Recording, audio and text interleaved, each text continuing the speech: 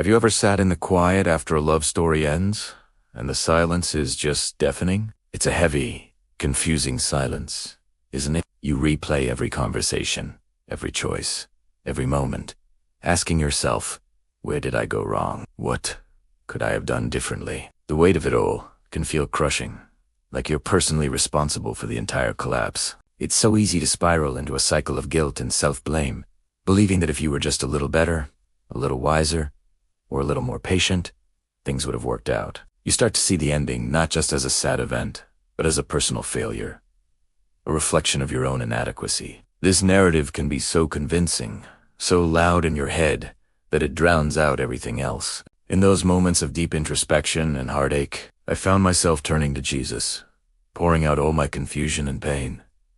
I kept asking, why? Why did this happen? Did I miss a sign? Did I fail you? And in the quiet moments of prayer and reflection, the answer that came back wasn't a list of my mistakes or a confirmation of my failures. Instead, it was a gentle, persistent whisper that started to reframe my entire perspective. He showed me that not every ending is a failure. Sometimes, an ending is a redirection. Sometimes, it's a protection. Sometimes, a story concludes not because someone messed up, but because the story has served its purpose in your life's journey. Think about it this way.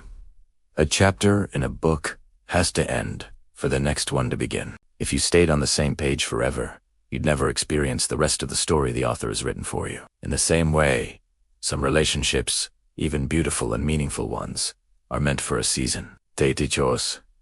They help us grow, and they shape us into the person we need to be for what's next. Acknowledging this doesn't diminish the love that was shared or the pain of the loss. It simply places it in a larger context, a divine narrative that we can't always see from our limited viewpoint. Jesus helped me understand that closure isn't about figuring out who to blame. It's about accepting that the chapter is complete and trusting the author of your story. This realization wasn't an overnight fix. It was a slow, deliberate process of unlearning the lie that I was a failure. It involved a lot of tears, a lot of prayers, and a lot of just sitting with the discomfort. One of the most profound things I learned during this time was the danger of emotional avoidance. It's so tempting to numb the pain, isn't it? We binge-watch shows.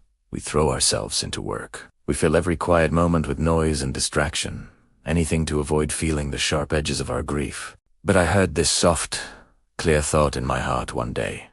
Ignoring the need for healing doesn't make the wounds disappear. It just keeps them open, festering beneath the surface. To truly heal, you have to stay present. You have to be willing to sit with the pain, to acknowledge it, and to let it move through you without letting it consume you. Staying present means allowing yourself to feel the sadness without judging yourself for it. It means crying when you need to cry. It means talking about it with a trusted friend or a counselor who can help you process your emotions in a healthy way. It's about being honest with God and with yourself, saying, "This hurts.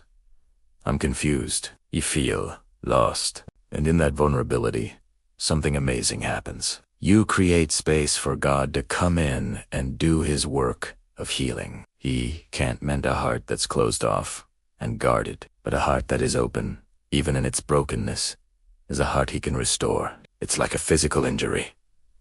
You can't just ignore a deep cut and hope it goes away. You have to clean it, care for it, and give it time to heal properly. The same is true for our emotional and spiritual wounds. As I began to practice this staying present, feeling the feelings, and talking to God about them, I noticed a gradual shift. The heavy cloak of guilt started to feel a little lighter. The constant loop of what-ifs in my head began to quiet down. In their place, a sense of peace began to grow.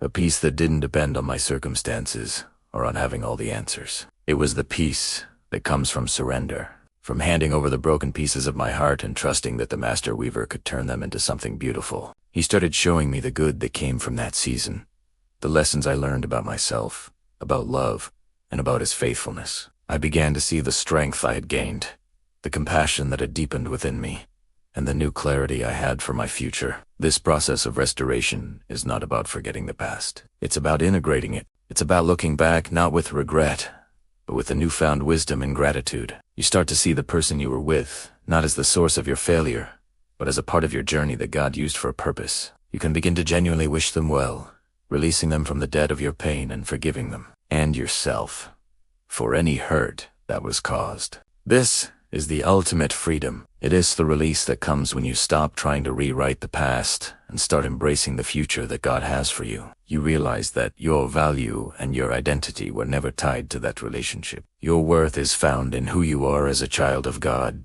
loved unconditionally. So if you're sitting in that quiet, heavy silence today, I want to encourage you. Your story isn't over. This ending is not your definition.